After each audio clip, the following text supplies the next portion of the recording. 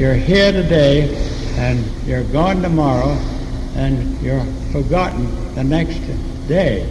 At 89, Ray Brooks is the first to tell you that the worth of your own life is best measured by how well you've lived it. Every second is to my utter enjoyment, and I mean every second.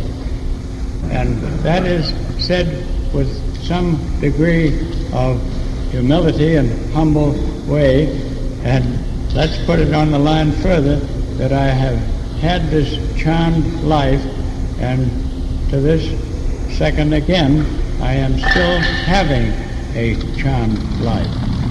But it will be more than a year before the plane is fully restored and placed in the World War I exhibit in the Air and Space Museum. In the spring of 1918, Brooks began flying missions over France and Germany, the Saint-Mihiel and Meuse-Argonne offensives. The young, cocky American pilots were flying a new French biplane called the Spad. Flight log for June 6, 1918. First flight in Spad, 180 horsepower motor, very sensitive. Falls fast and has small gliding capacity.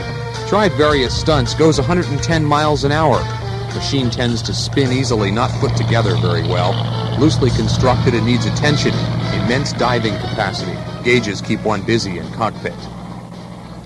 2 weeks later, Brooks went out on a trouble hunting patrol and downed his first enemy plane. Flight log for July 17, 1918. Patrol with Putnam. Watched mist over everything.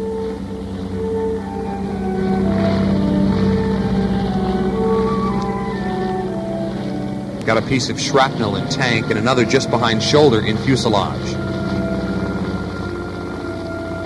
September 14th is the day I went through a hell of my own choosing. I observed 3 formations of Boche about 10 kilometers away, each following the leader westward.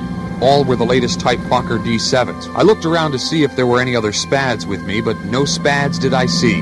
I assumed they had been wiped out, and I was the only one left. And I just went up into the mob myself, because I figured we're going to get licked anyway, and I might as well do what I can before they get me. In this short space of eternity, I was entirely surrounded by dark green and dark blue devils with brilliant red noses, pouring stream after stream of bullets at me.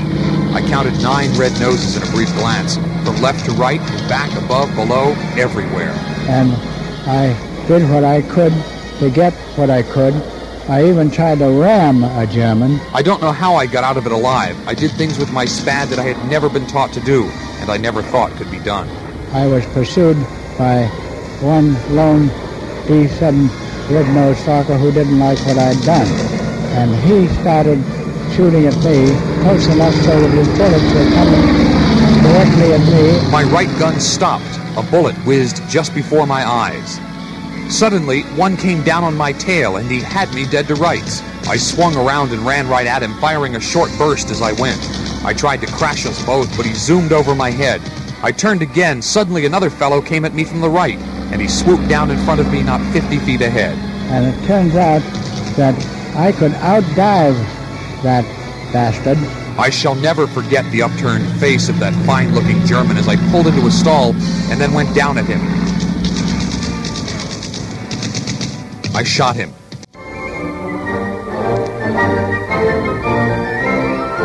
After the war, Brooks was involved in one of the first attempts at commercial airmail. Later, he worked closely with another American air ace, Captain Eddie Rickenbacker. Not long afterwards, Brooks was hired by Bell Labs and flew for them until he retired in 1964. The Smithsonian had his Spad in the old Air Museum, the Quonset hut, when one day a friend told Brooks that his plane was on display.